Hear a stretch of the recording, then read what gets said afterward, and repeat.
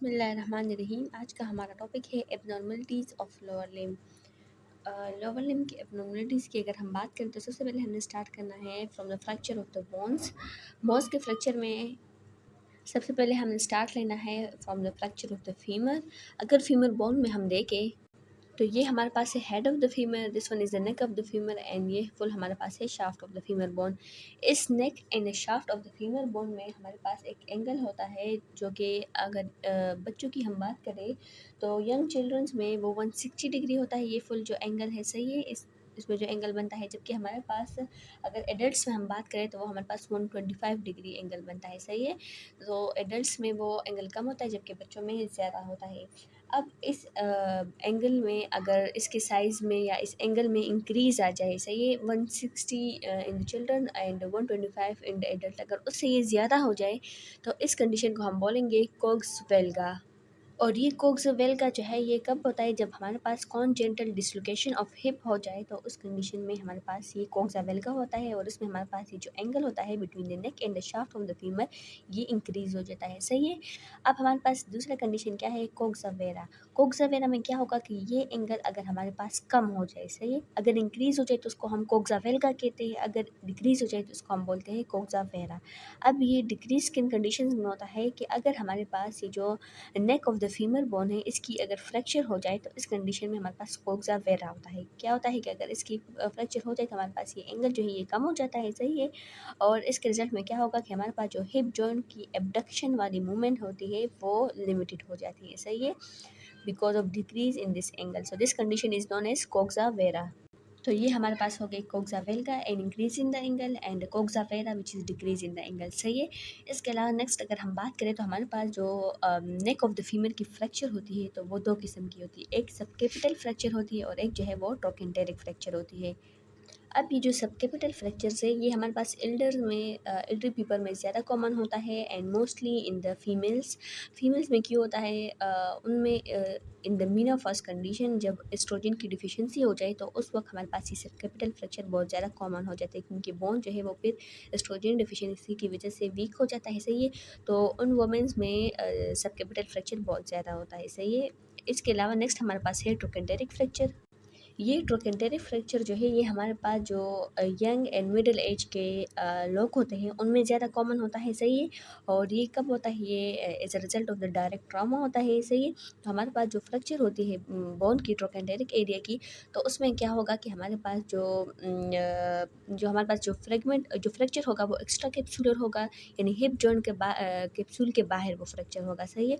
और इसके अलावा हमारे पास जो फ्रेगमेंट्स इसके रिजल्ट में बनेंगे तो उसमें क्या होगा कि उनको जो ब्लड सप्लाई होगी वो प्रोफ्यूज़्ड हो जाएगी, वो कम हो जाएगी, सही है। तो ये हमारे पास ये दोनों सब कैपिटल एंड ट्रोकेंटेरिक फ्रैक्चर ये हमारे पास two types of the neck of the fracture of the femur bone है, सही है। नेक्स्ट हमारे पास आता है पेटेलर फ्रैक्चर। और ये हमारे पास जो पेटेला बोन होता है which is present in front of the femur के इस वाले रीजन में, सही है।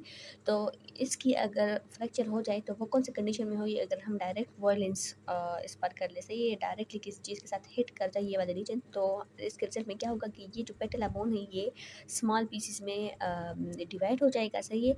और इसके बाद ऐसा कोई कंडीशन नहीं है, ऐसा कोई ट्रीटमेंट नहीं है कि हमारे पास दोबारा जो है इसको हम ठीक कर ले, रीयूनाइट कर ले। बाकी जो हमारे पास बोन्स होते हैं उनकी अगर फ्रैक्चर हो जाए तो उनको हम दोबारा ठीक कर सकते हैं, लेकिन पेटाला जो है ये बिल्कुल स्मॉल पीसेस में डिवाइड हो जाता है, तो उसके बाद इसकी रीयूनिट जो है वो मुश्किल हो जाती है। अब आप लोगों ने एक बात याद रखनी है कि हमारे पास जो ग्लूटस मैक्सिमस मसल के साथ जो हमारे पास प्रेजेंट होता है इन ग्लूटल रीजन में, तो उसके साथ जो बर्सास होती है वो बर्सा जो है वो ज़्यादा प्रोन होती है टुवर्ड द इन्फ्लेमेशन, सही है। अगर आप लोग से एमसीक्यूज में पूछा जाए कि लोअर लिम्ब की कौन से बर्सास जो है वो ज़्यादा प्रोन होते हैं टुवर्ड द इन्फ्लेमेशन, तो हमारे पास जो ग्लूटस मैक्सिमस के साथ जितने भी बर्सास है ये ज़्यादा प्रोन होते हैं टुवर्ड द इन्फ्लेमेशन, सही है।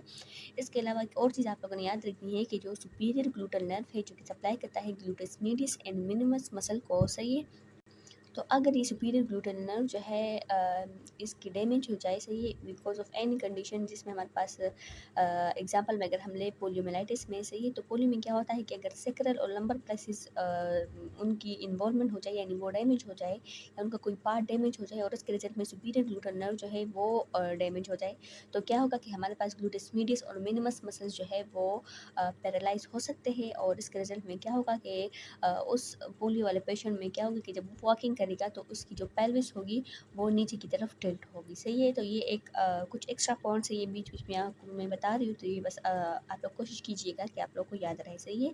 तो because of the damage to the superior gluteal nerve हमारे पास जो मीडियस और मिनिमस मसल होते हैं इन द पोलियो पेशेंट, तो वो क्या हो जाते हैं, वो पैरालाइज हो जाते हैं और वो बंदा जब वॉकिंग करता है तो उसकी जो पेल्विस होती है वो नीचे की तरफ टिल्ट हो जाती है, सही है। अब हमारे पास नेक्स्ट है lower limb muscles. Lower limb muscles में अगर हम बात करें तो हमारे पास सबसे पहले हमने वेन्स की बात करनी है। तो हमारे पास जो लोअर लिम्ब के मसल्स है जिनमें आता है सबसे पहले हमारे पास सुपरफिशियल वेन्स की अगर हम बात कर रहे हैं तो उसमें मेनली हमारे पास दो शामिल है, जिसमें great and small saphenous when है। ये वाला हमारे पास है ग्रेट सिफेनस वेन। ये आप लोगों ने याद रखना है कि जो मीडियल मिलियोलस होता है तो इसके इन फ्रंट ये पास होता है, सही, ये इसके आगे होता है, जबकि हमारे पास जो स्मॉल सिफेनस वेन होता है जो कि पीछे की तरफ होता है तो ये इस मीडियल मिलियोलस के बिहाइंड होता है, सही है।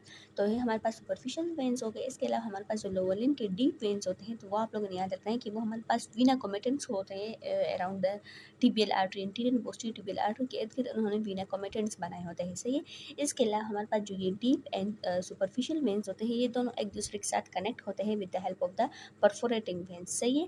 अब हमारे पास होता क्या है कि सुपरफिशियल वेन से डीप वेन की तरफ ब्लड जाएगा, क्यों, क्योंकि हमारे पास यहाँ पे ब्लड प्रेशर लो होता है और यहाँ पर हमारे पास ब्लड प्रेशर जो है वो हाई होता है डीप वेन्स में, सही है। तो हमारे पास जो ब्लड है वो सुपरफिशियल से डीप वेन्स की तरफ जाएगा with the help of the perforating when जिसने इन दोनों को कनेक्ट किया होता है। अब हमारे पास जो एब्नॉर्मल कंडीशन है वो क्या है, उसमें सबसे पहले अगर हम बात करें तो हमारे पास आता है वेरिकोज वेन। वेरिकोज वेन में क्या होता है कि नॉर्मली हम कहते हैं कि सुपरफिशियल वेन्स जिसमें ब्लड प्रेशर लो होता है उससे ब्लड पास होता है टुवर्ड द डीप वेन से ही, लेकिन वेरिकोज वेन में क्या होगा कि हमारे पास जो डीप वेन्स होते हैं उनमें ब्लड प्रेशर हाई होता है, तो बिकॉज ऑफ एनी एब्नॉर्मलिटीज़ वहाँ से ब्लड जो है वो सुपरफिशियल वेन्स में आता है, सही है। तो ये एक ऑपोजिट पाथवे हो जाता है और इसके रिजल्ट में क्या होगा कि हमारे पास जो सुपरफिशियल वेन्स होते हैं ये इनकी डायमीटर इनलार्ज हो जाती है, सही है। और हमारे पास इनमें ब्लड तो नॉर्मली स्लो मूव कर रहा है, लेकिन अभी हाई प्रेशर ब्लड आ रहा है तो उसकी वजह से इनका जो डायमीटर है वो इनलार्ज हो जाता है, सही है। और इस कंडीशन को हम कहते हैं वेरिकोज वेन। और वेरिकोज वेन वाली कंडीशन आप लोगों ने याद रखनी है कि ये मोस्ट कॉमन जो है हमारे बॉडी में कौन से रीजन में होगा, लोअर लिम्ब में। लोअर लिम्ब के जो great and small saphenous when है वहाँ पर हमारे पास ये कंडीशन जो है वो ज़्यादा कॉमन होती है, सही है।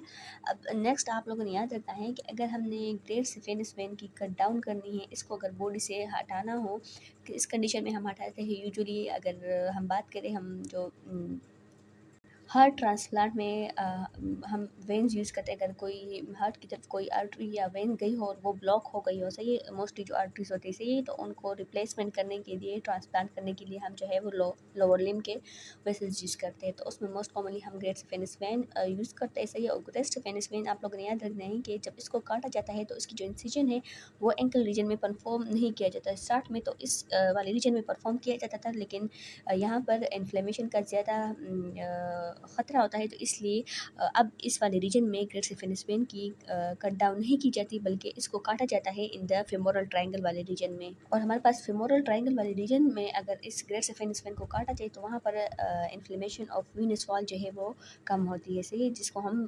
फ्लीबाइटिस भी कहते हैं इस कंडीशन को, सही है। Inflammation of the venous wall is also known as phlebitis. और एक और बात आप लोग ने याद रखनी है कि जो ग्रेट सिफेनस वेन है ये अगर हम इसके ड्रेनेज की बात कर रहे हैं कि अगर ये फेमोरल वेन में ड्रेन करेगी तो वो कौन से रीजन में ड्रेन करेगी, इन द फेमोरल ट्रायंगल वाले रीजन में। तो वहाँ पर ये आप लोगों ने ये बात मस्ट याद रखनी है कि इसने सिफेनस ओपनिंग के थ्रू पास होना है और उसके बाद ये जो है ये ग्रेट सिफेनस वेन ड्रेन करेगी into the femoral vein. Next condition है हमारे पास knee joint stabiliser. Knee joint stabiliser की अगर हम बात करें तो हमारे पास जो क्वाड्रिसेप मसल्स के टेंडन्स होते हैं they are mostly important in the knee joint stabilisation, सही है। यानी नी जॉइंट को स्टेबलाइज करने के लिए जो क्वाड्रिसेप मसल्स के टेंडन्स है जिसमें वास्टस लेटरालिसिस मीडियालिसिस इंटरमीडियालिसिस आते हैं, सही है, तो वो मोस्टली इंपॉर्टेंट होते हैं इन द स्टेबलाइजेशन, सही है। अब हमारे पास जो वास्टस मीडियालिस मसल होता है अगर उसको हम देखें तो अगर इस वास्टस मीडियालिस में हम देखें तो ये हमारे पास बहुत नीचे तक जो है वो एक्सटेंड होता है as compare to the vastus lateralis, जो कि ऊपर यहाँ पर ख़त्म हो गया है, लेकिन ये वाला मीडियालिस जो है ये हमारे पास नीचे की तरफ आया होता है। सही है, एक्सटेंड फार्दर डिस्टली। तो वास्टस मीडियालिस मसल ऐसा क्वाड्रिसेप मसल का ऐसा पार्ट है जो कि अगर नी जॉइंट की कोई डिजीज़ हो जाए तो सबसे पहले ये वाला इफेक्ट होगा, ये एट्रोपाई होगा और सबसे लास्ट में इसकी रिकवरी होती है। सही है, तो वास्टस मीडियालिस मसल के बारे में आप लोगों ने ये बात याद रखनी है। नेक्स्ट हमारे पास अगर हम रेक्टस फेमोरस की बात करें जो कि हमारे पास आता है इन द क्वाड्रिसेप मसल्स, तो वो रेक्टस फेमोरस मसल उसकी रप्चर किस कंडीशन में हो सकती है, अगर हम इस नी जॉइंट पे सडन इस तरह पीछे की तरफ एक्सटेंशन करें, बहुत ज़्यादा एक्सटेंशन करें। सही है, और sudden and violent extension and knee joint अगर हम करें तो इसके रिजल्ट में जो rectus femoris muscle of the quadricep muscle है तो वो रप्चर हो सकता है। सही है। नेक्स्ट आप लोगों ने ये लिगामेंटम पेटिला के बारे में एक चीज़ याद रखनी है कि ये हमारे पास किस कंडीशन में रप्चर हो सकता है, तो अगर हम सडन जो है वो फ्लेक्सिंग फोर्स इस नी जॉइंट पर अप्लाई करें पीछे की तरफ, ये बहुत ज़्यादा शिद्दत से ये फ्लेक्स कर जाए, तो इस कंडीशन में क्या होगा कि हमारे पास जो ये लिगामेंटम पेटिला है ये क्या हो सकता है, ये रप्चर हो सकता है। सही है, तो ये आप लोगों ने इस क्वाड्रिसेप मसल्स के बारे में कुछ बातें याद रखनी है, and these all are related to the knee joint stabilisation. Next condition है हमारे पास फेमोरल हर्निया। अब फेमोरल हर्निया में क्या होता है कि हमारे पास जो फेमोरल ट्रायंगल वाले रीजन हैं, तो ये जो फेमोरल ट्रायंगल वाला पार्ट है, सही है, यहाँ पर हमने पढ़ा था कि हमारे पास फेमोरल कैनाल होता है। सही है, अब उस फेमोरल कैनाल में अगर ऊपर से बिकॉज ऑफ एनी एब्नॉर्मलिटीज़ अगर हमारे पास ऊपर पेरिटोनियल वॉल वीक हो या मसल्स जो है वो वीक हो या कोई भी ऐसी कंडीशन हो जिसके रिजल्ट में ऊपर से कुछ फैटी टिश्यूज़ या हमारे पास इंटेस्टाइन का कोई पार्ट जो है वो नीचे आकर इस फेमोरल कैनाल में, जिसमें हमारे पास हमने कहा था कि लिटिल बिट स्पेसेस होती है, उसमें एंटर कर जाए तो उसके रिजल्ट में क्या होगा कि जो फेमोरल ट्रायंगल वाली रीजन होगी ये हमारे पास कंप्रेस हो जाएगी, वो यहाँ पर एंटर करता जाएगा और ये सारे मसल जो है ये सारे जो वेसल्स होते हैं ये एक दूसरे के साथ कंप्रेस करते जाएंगे, और इसके रिजल्ट में क्या होगा कि हमारे पास ये जो ब्लड वेसल्स होते हैं जो कि ब्लड सप्लाई करते हैं टूवर्ड द लोअर लिम्ब, वो सवेरली जो है वो इम्पेयर हो सकते हैं, डैमेज हो सकते हैं। सही, और इस कंडीशन को हम स्ट्रेंगुलेटेड हर्निया भी कहते हैं। सही, इसके रिजल्ट में क्या होगा कि जो हमारे पास लोअर लिम्ब की तरफ जो ब्लड सप्लाई होती है वो सवेरली इम्पेयर हो जाती है,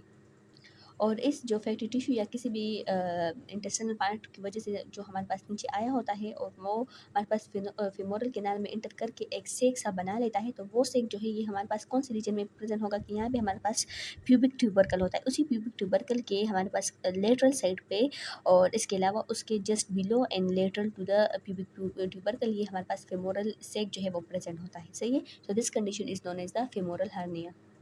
अब नेक्स्ट कंडीशन हमारे पास है सिफेनिक्स फेरिक्स। अब सिफेनिक्स फेरिक्स में क्या होता है कि इसमें हमारे पास जो है वो जो terminal part of the great saphenous vein होता है वो लोकलाइज उसकी डायलेटेशन हो जाती है। सही है, और इसको आप लोगों ने फेमोरल हर्निया के साथ कंफ्यूज नहीं करना, बाज़ औक़ात जो है ये उसके साथ कंफ्यूजन हो जाती है, क्योंकि हमारे पास terminal part of the great saphenous vein कहाँ पर होता है, इस वाले रीजन में, चूँकि हमारे पास अभी डीपली वेसल शो की गई, इसके ऊपर यहाँ पर हमारे पास ग्रेट सिफेनस वेन जो है वो नीचे आकर सिफेनस ओपनिंग को क्रॉस करके इस फेमोरल वेन में ड्रेन कर दी। सही है, तो उस ग्रेट सिफेनस वेन के अगर टर्मिनल पार्ट में हमारे पास डायलिटेशन हो जाए in the condition of saphenous varix, सही है, तो उसको हमने फेमोरल हर्निया के साथ कंफ्यूज नहीं करना, क्योंकि फेमोरल हर्निया भी यहाँ पर एक डायलिटेशन होती है और वहाँ यहाँ पर एक स्वेलिंग सी होती है, जबकि हमारे पास सिफेनिक्स फेरिक्स में भी जो terminal part of great saphenous होता है वो भी इस रीजन में डायलेट हुआ होता है। सही, सफेनिक्स वेरिक्स और इसके अलावा वेरिकोस वेन आप लोगों ने किस तरह डिफ्रेंशिएट करना है कि हमारे पास वेरिकोस वेन जो है वो सिर्फ इस रीजन में नहीं होगा बल्कि बाकी जो लोअर लिम्ब के वेसल्स होते हैं वेन्स वहाँ पर भी होगा, जबकि हमारे पास जो सिफेनिक्स वेरिक्स है वो सिर्फ और सिर्फ इस रीजन में प्रेजेंट होगा जहाँ पर terminal part of great saphenous vein present है। सही है, तो ये दोनों इस तरह एक दूसरे से डिफ्रेंशिएट हो सकते हैं। नेक्स्ट है हमारे पास सेरेब्रल पाल्सी। सेरेब्रल पाल्सी में क्या होता है कि इसमें हमारे पास because of any damage in the cerebral region हमारे पास परमानेंट मूवमेंट डिसऑर्डर्स होते हैं, और वो क्यों होते हैं, क्योंकि हमारे पास जो मसल्स होते हैं वो स्टिफ एंड वीक हो जाते हैं। सही है, तो बस आप लोगों ने सेरेब्रल पाल्सी में इतना ही याद रखना है कि परमानेंट मूवमेंट डिसऑर्डर होते हैं because of the stiff and week muscles. Next है हमारे पास फुट ड्रॉप। फुट ड्रॉप कब होता है ये कंडीशन, जब हमारे पास कॉमन फिबुलर नर्व जो कि मोस्टली फुट के मसल्स को या फुट रीजन को सप्लाई करता है, सही है। तो अगर उस नर्व की डैमेज हो जाए तो हमारे पास रिजल्ट में फुट ड्रॉप होगा, सही है। और अब कॉमन फिबुलर नर्व की इंजरी जो है वो ज़्यादा कॉमन है। वो क्यों ज़्यादा कॉमन है? क्योंकि हमारे पास ये कॉमन फिबुलर नर्व जो है ये हेड ऑफ द फिबुला के इर्द गिर्द जो है वो इसके इर्द गिर्द इसने क्या किया होता है, ये बाइंड होता है, सही है। तो इसके रिजल्ट में ये most easily prone toward damage होता है। और जब ये डैमेज होता है तो इसके रिजल्ट में हमारे पास फुट ड्रॉप वाला कंडीशन होता है। नेक्स्ट कंडीशन हमारे पास है सेमी मेम्ब्रेनोसिस बर्सा स्वेलिंग। ये सेमी मेम्ब्रेनोसिस बर्सा जो है ये कॉमनली हमारे पास प्रेजेंट होता है, या इसकी लोकेशन जो है वो पोप्लीटल स्पेस में होती है, सही है। और इसकी स्वेलिंग जो है वो मोस्ट कॉमन है इस बर्सा की। अब इससे में मेम्ब्रेनोसिस बर्सा स्वेलिंग को आप लोगों ने डिफरेंशिएट करना है बेकर सिस्ट से। बेकर सिस्ट में क्या होता है कि ये हमारे पास जो है ये पोप्लीटल स्पेस के बिल्कुल सेंट्रल में लोकेटेड करता है, सही। एक सिस्ट सा प्रेजेंट होता है, तो ये और से मेम्ब्रेनोसिस बर्सा दोनों हम एक दूसरे के साथ वो कन्फ्यूजन इसमें हो सकती है। तो उसकी काज क्या होती है बेकर सिस्ट की? वो हमारे पास एक पैथोलॉजिकल कंडीशन होता है और इसमें हमारे पास जो साइनोवियल मेम्ब्रेन होता है अराउंड द नी जॉइंट, उसकी पैथोलॉजिकल डाइवर्टिकुलम हो जाते हैं, यानी वो थोड़ा सा नीचे की तरफ इस तरह एक सिस्ट सा बना लेता है, सही है। और इसके अलावा हमारे पास जो नी जॉइंट का कैप्सूल होता है, सही है, वो पीछे की तरफ उसमें एक होल सा बना के उसी में हमारे पास ये साइनोवियल मेम्ब्रेन जो है ये पैथोलॉजिकली बाहर की तरफ आ जाता है और एक सिस्ट बना लेता है जिसको हम बेकर सिस्ट बोलते हैं, सही है। तो ये बेकर सिस्ट हमारे पास सेंट्रली लोकेटेड करता है इन द पोप्लीटल फोसा, और इसको आप लोगों को डिफरेंशिएट करना है from the semimembranosus bursa swelling से, सही है। अब नेक्स्ट हमारे पास है anterior compartment syndrome. Anterior compartment syndrome ये बिल्कुल हमने जो अपर लिम्ब में पढ़ा था उसमें भी हमने फोर आर्म में एंटीरियर कंपार्टमेंट पढ़ते, बिल्कुल इस तरह लोअर लिम्ब के लेग में हमारे पास anterior compartment muscles anterior compartment में कुछ स्पेसेस प्रेजेंट होते हैं, सही है, जिसमें वेसल्स और इसके अलावा बहुत सारे स्ट्रक्चर्स पास होते हैं। तो अगर उन कंपार्टमेंट की क्या हो जाए एंटीरियर कंपार्टमेंट सिंड्रोम में क्या होता है कि उनमें हमारे पास जो है प्रेशर इंक्रीज़ होता है। अब प्रेशर इंक्रीज़ किस वजह से होता है कि अगर हमारे पास वहाँ पे टिश्यूज़ फ्लूइड जो है वो एकमुलेट कर जाए तो उसके रिजल्ट में इन एंटीरियर कंपार्टमेंट में प्रेशर इंक्रीज़ होगा, और प्रेशर इंक्रीज़ के रिजल्ट में क्या होगा कि हमारे पास जो वीनस रिटर्न होता है इन द लोअर लिम्ब वो सबसे पहले अफेक्ट होगा। और अगर ये प्रेशर बहुत ज़्यादा इंक्रीज़ कर जाए तो जो arterial supply of lower limb है वो भी इफेक्ट कर जाएगा, तो वो हमारे पास लोअर लिम्ब के मसल्स को सप्लाई नहीं कर पाएगा, सही है। तो वीनस रिटर्न आर्टरी सप्लाई दोनों अफेक्ट हो गए, और इसके रिजल्ट में क्या होगा कि हमारे पास जो है वो extensor muscles of the leg जो है वो पैरालाइज हो सकते हैं, सही है। इसके अलावा आप लोगों ने एक चीज़ याद रखनी है कि हमारे पास जो सेंसेशन है, तो हमारे पास जिन एरियाज़ को पेरोनियल नर्व सप्लाई करता है, सही है, तो सिर्फ उन रीजन की सेंसेशन जो है वो लॉस हो जाती है इन दिस कंडीशन, सही है। तो this one is anterior compartment syndrome. Next हमारे पास है deep vein thrombosis. Deep vein thrombosis जो है इस कंडीशन में क्या होता है कि हमारे पास जो लोअर लिम्ब के जो डीप वेसल्स होते हैं उनमें हमारे पास थ्रोम्बोसिस हो जाती है, ब्लड जो है वो हमारे पास क्लॉटिंग स्टार्ट करता है। ये क्यों होता है? ये उन लोगों में ज़्यादा होता है जो कि बहुत ज़्यादा बैठ कर काम करते हैं, सही है। यानी हमारे पास जो पैसेंजर्स होते हैं या जो ड्राइवर्स होते हैं जो गाड़ियाँ चलाते हैं, हमारे पास जो पैसेंजर है जो बहुत ज़्यादा दूर तक ट्रैवल करते हैं दिनों तक और वो एक ही जगह पे बैठे रहते हैं, या इसके अलावा हमारे पास जो पेशेंट बेड रिडन होते हैं, तो उनमें ये कंडीशन ज़्यादा कॉमन होती है कि उनकी जो ब्लड मूवमेंट होती है इन वेसल्स में मोस्टली जो हमारे पास उनके लोअर लिम्स होते हैं तो उनकी मूवमेंट नहीं होती इन कंडीशंस में, यानी वो एक ही जगह पे बैठे रहते हैं। तो इस कंडीशन में क्या होता है कि उनकी ब्लड मूवमेंट नहीं होती, तो वो ब्लड जो है वो जगह जगह पे हमारे पास क्लॉट बनाना शुरू कर देते हैं, और इस कंडीशन को हम बोलते हैं डीप वेन थ्रोम्बोसिस। सो इसकी प्रिवेंशन के लिए ज़रूरी है कि अगर हमारे पास कोई पेशेंट हो तो उसके लिए हमारे पास उसकी मूवमेंट कराई जाए बॉडी के पार्ट्स की, सही है, ताकि ब्लड की मूवमेंट इजीली हो सके। और इसके अलावा जो पैसेंजर्स है या हमारे पास जो ड्राइवर्स वगैरह है या जितने भी लोग ऑफिस में वर्क करते हैं ज़्यादा बैठ कर, तो उनको चाहिए कि वो हमारे पास थोड़ी थोड़ी देर बाद जो है वो अपने लेग्स को स्ट्रेच और फ्लेक्स करें, सही है। तो इसके रिजल्ट में क्या होगा कि उनकी जो वीनस सर्कुलेशन होती है वो इम्प्रूव होगी और ये वाला कंडीशन उनमें नहीं होगा। नेक्स्ट है हमारे पास प्लांटर फेसाइटिस। प्लांटर फेसाइटिस में क्या होता है कि हमारे पास जो सोल ऑफ द फुट होता है, तो उस सोल ऑफ फुट में जो हमारे पास प्लांटर ओपन्यूरोसिस होता है उसकी इन्फ्लेमेशन हो जाती है, सही है। और उसके रिजल्ट में फिर क्या होगा कि हमारे पास बहुत ज़्यादा पेन होता है और टेंडरनेस होता है इन द फुट रीजन, सही है। अब हमारे पास अगर बार बार इस बंदे में ये कंडीशन हो, इसकी जो प्लांटर ओपन्यूरोसिस इन द फुट है उसकी बार बार इन्फ्लेमेशन होती रहे, तो इसके रिजल्ट में ये भी हो सकता है कि हमारे पास जो कैल्केनियल स्पर वाला कंडीशन है वो भी हो सकता है। अब कैल्केनियल स्पर में क्या होता है कि अगर हमारे पास यहाँ पर ये अगर आप लोग देखें तो ये हमारे पास प्लांटर एपोन्यूरोसिस है, इसकी इन्फ्लेमेशन को हम प्लांटर फेसाइटिस कहते हैं। अगर ये बार बार हो तो इस कंडीशन में क्या होगा कि हमारे पास यहाँ पर जो कल्केनियन बोन है और इसकी जो पीछे ये वाला पार्ट है सही, तो यहाँ पर क्या होगी कि हमारे पास इस पोस्टीरियर अटैचमेंट में हमारे पास ओसिफिकेशन इंड्यूस हो जाएगी बार बार इस फेसाइटिस की वजह से सही है। और इसके रिजल्ट में क्या होगा कि हमारे पास ओसिफिकेशन होगी और एक स्पर बन जाएगा इस कैल्केनियम के साथ, जिसको हम बोलते हैं कैल्केनियम स्पोर। और ये वाला कंडीशन किन लोगों में ज़्यादा होता है? ये हमारे पास जो लोग ज़्यादा वॉकिंग करते हैं या बहुत ज़्यादा देर तक वो खड़े रहते हैं, तो उनमें ये प्लैटर फेसाइटिस और इसके अलावा कैल्केनियम स्पोर वाला कंडीशन होता है सही है। नेक्स्ट है हमारे पास हिप जॉइंट पेन। अब हिप जॉइंट को आप लोग अगर पता हो तो इसको फीमोरल नर्व सप्लाई करता है सही है। और इसके अलावा हमने कहा था कि जो ऑप्टरेटर नर्व का पोस्टीरियर डिवीजन था तो वो हिप जॉइंट को भी सप्लाई कर रहा था as well as knee joint को भी सप्लाई कर रहा था सही है। तो अगर हमारे पास फीमोरल नर्व की डैमेज हो जाए तो हमारे पास हिप जॉइंट में पेन हो सकता है सही है, उसकी नर्व सप्लाई जो है वो इफेक्ट हो सकती है, तो वो मूवमेंट नहीं कर पाएगा सही है, और इसके रिजल्ट में वहाँ पे पेन होगा। एक और बात आप लोगों ने याद रखनी कि हमने कहा कि जो posterior division of obturator nerve है वो चूंकि दोनों hip joint and knee joint को सप्लाई करता है सही, तो बाज़ औक़ात ऐसा होता है कि मसला हिप जॉइंट में होता है लेकिन फील हमें जो है वो नी जॉइंट में पेन होता है सही है। तो ये किस वजह से होता है? ये हमारे पास ऑप्टरेटर नर्व की वजह से होता है, जो कि जिसका पोस्टीरियर डिवीजन हिप जॉइंट को भी सप्लाई करता है as well as knee joint को भी सप्लाई करता है। तो ये आप लोगों ने याद रखना है सही है कि क्यों हमारे पास हिप जॉइंट की डिजीज़ की वजह से बाज़ औक़ात जो है वो पेन हमें नी जॉइंट में फील होता है। तो this is because of the posterior division of obturator nerve which supply both the hip and as well as the knee joint. Next है हमारे पास कॉन्जेंटल हिप डिस्लोकेशन। अब कॉन्जेंटल हिप डिस्लोकेशन में क्या होता है? अब इस कंडीशन में एक कॉन्जेंटल हिप डिस्लोकेशन में क्या होता है कि हमारे पास यहाँ पे जो एसिटाबुलम होता है, इसी एसिटाबुलम में ये हेड ऑफ द फीमर जो है आर्टिकुलेट करता है, result in the formation of the hip joint.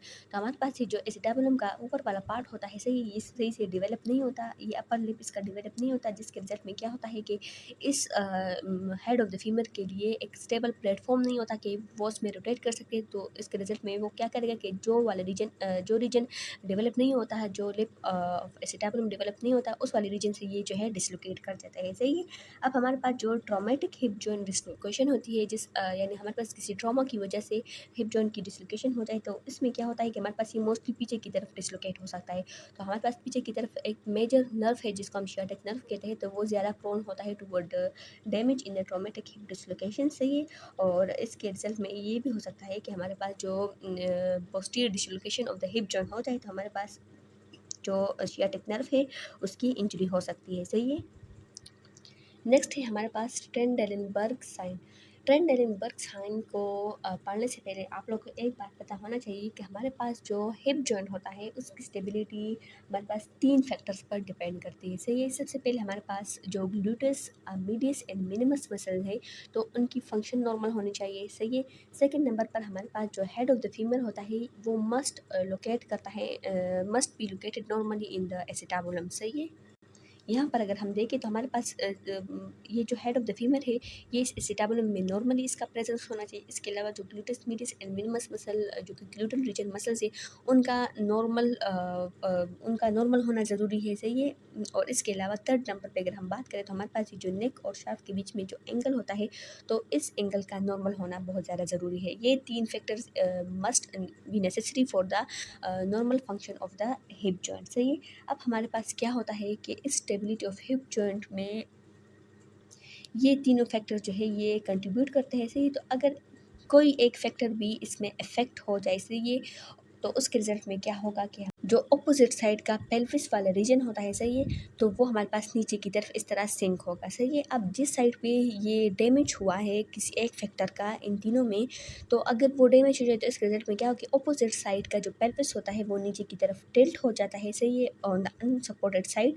और इसके रिजल्ट में हम कहते हैं कि उस पेशेंट को पॉजिटिव ट्रेंडेलेनबर्ग साइन है सही है। तो बस आप लोगों ने मेन 3 चीज़ें याद रखनी है। सबसे पहले कि ग्लूटस मीडियस मिनिमस मसल का नॉर्मल फंक्शन होना ज़रूरी है, हेड ऑफ द फीमर का एसिटाबुलम में नॉर्मली लोकेट होना ज़रूरी है, and the third and the last one is the के नेक और शाफ्ट ऑफ द फीमर में नॉर्मल एंगल का होना ज़रूरी है। ये तीनों फैक्टर अगर हो तो हमारे पास जो हिप जोन है वो स्टेबलाइज हो सकता है और वो बंदा जो है वो हमारे पास नॉर्मल वॉकिंग कर सकता है।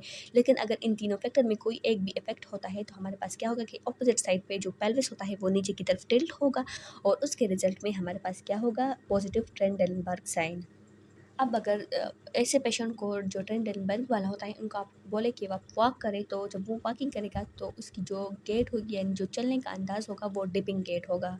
यहाँ पे अगर आप लोग देखें तो हमारे पास ये एक नॉर्मल बंदा है, इसको अगर आप वॉकिंग के लिए बोले तो इस तरह नॉर्मली जाएगा। लेकिन जिसमें पॉजिटिव ट्रेंडेनबर्ग साइन होता है इसमें अगर आप लोग देखें तो ये वाला जो लेफ्ट साइड है ये इसका इफेक्ट हुआ है, सही।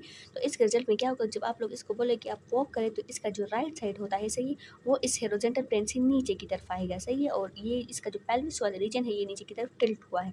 तो this one condition is known as positive Trendelenburg sign, सही है। आप लोग ने याद रखना है, क्योंकि ऐसा ना हो कि आप लोग बोले कि जिस साइड पे इफेक्ट हुआ है वो वाला साइड टिल्ट हो, वो वाला साइड टिल्ट नहीं होता, बल्कि जो अपोजिट साइड है वो टिल्ट हो सकता है, सही है। और ये हमारे पास मोस्टली कॉन्जेनिटल हिप डिसलोकेशन में होता है। नेक्स्ट कंडीशन हमारे पास है हिप जॉइंट आर्थराइटिस, सही है। आर्थराइटिस ये आर्थराइटिस होता है, यानी बोन की हमारे पास आर्थराइटिस इन्फ्लेमेशन होती है, सही है। और हिप जॉइंट में ये डिजीज़ बहुत ज़्यादा होता है, कॉमन होता है, सही है, इन एडल्ट। और इसके रिजल्ट में क्या होता है कि हमारे पास पेन और इसके अलावा स्टिफनेस और डिफॉर्मिटी होती है in the structure of the hip joint, सही है। और इसके अलावा बहुत ज़्यादा पेन और स्टिफनेस भी फील होती है। और बाज़ औक़ात ऐसा हो सकता है कि हमारे पास हिप जॉइंट में पेन हो, लेकिन बाज़ कंडीशन में ऐसा हो सकता है कि इस हिप जॉइंट के आर्थराइटिस की वजह से हमारे पास नी जॉइंट में भी पेन फील हो, सही है। और वो उसका रीज़न में मैंने आप लोग को बता दिया कि पोस्टीरियर डिवीजन ऑफ ऑब्टरेटर नर्व की वजह से, जो कि हिप और नी दोनों जॉइंट को सप्लाई करता है।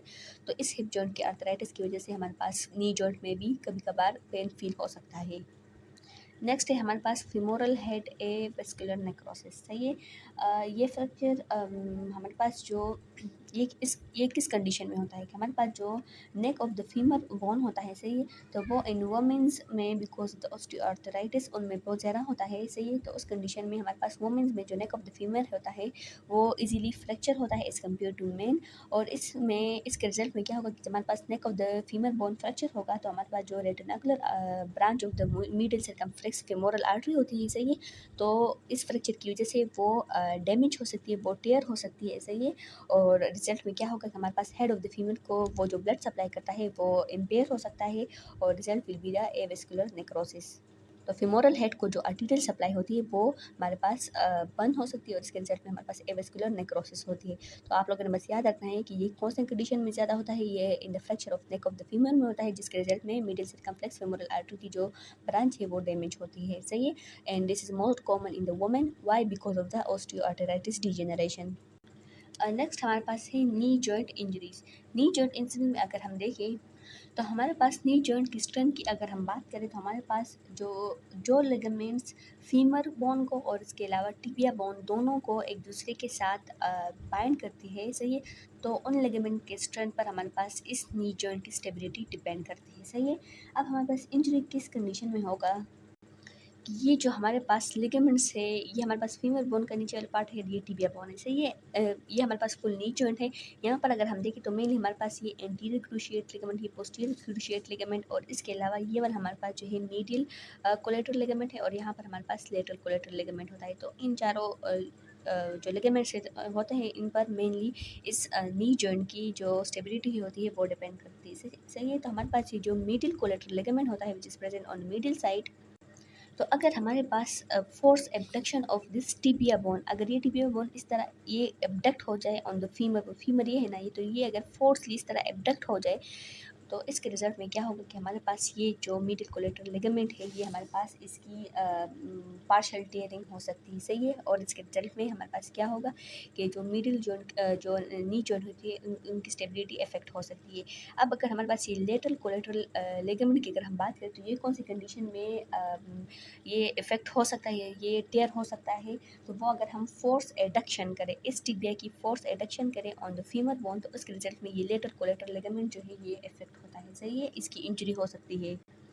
तो ये तो हमारे पास abduction of the tibia on the female में है, ये मिडिल कोलेटरल लिगामेंट टेयर हो सकता है, जबकि लेटर कोलेटरल लिगामेंट जो है वो फोर्स एडक्शन में हो सकता है, सही है।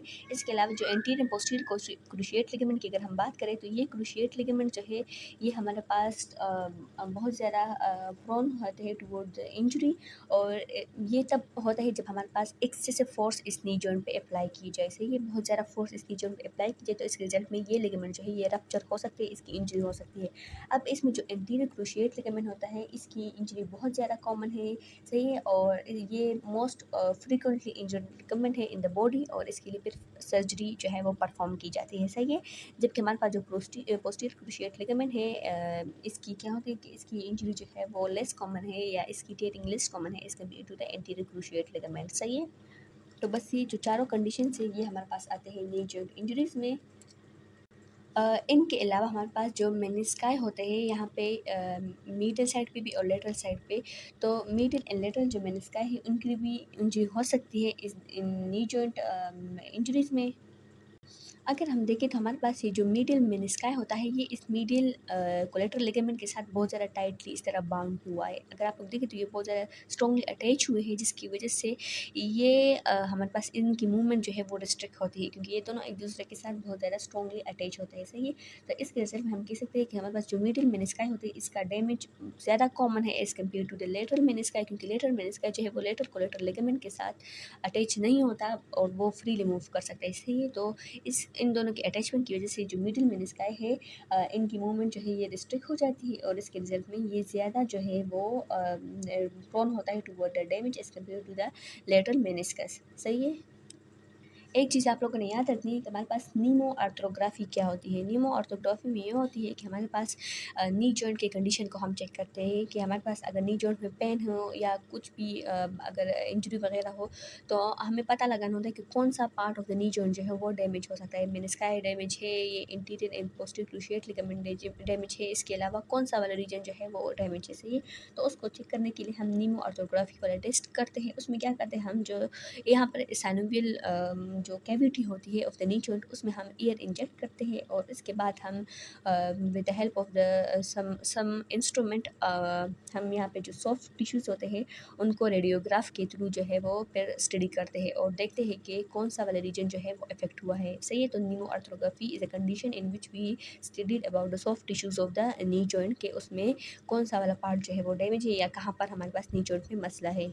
जबकि आर्थ्रोस्कोपी कंडीशन में क्या होता है कि आर्थ्रोस्कोपी में हम एक स्मॉल सी हमारे पास एक कैमरा टाइप एक इंस्ट्रूमेंट होती है, और उसको हम यहाँ पर इंजेक्ट करते हैं इन दिस नी जॉइंट के साइनोवियल कैविटी में, और डायरेक्टली हम जो है वो विजुअलाइज या देखते हैं कि हमारे पास नी जॉइंट के कौन कौन से पार्ट किस किस पोजीशन में है, सही है। तो नीमो आर्थ्रोग्राफी और आर्थ्रोस्कोपी में आप लोगों ने ये डिफरेंस याद रखना है, सही है। ये बस आप लोग की इन्फॉर्मेशन के लिए मैंने आप लोगों को बता दिया कि नीम आर्थ्रोग्राफी में एयर इंजेक्ट किया जाता है, जबकि आर्थ्रोस्कोपी में एक स्मॉल इंस्ट्रूमेंट जिसमें कैमरा होता है उसको हम इंजेक्ट करते हैं।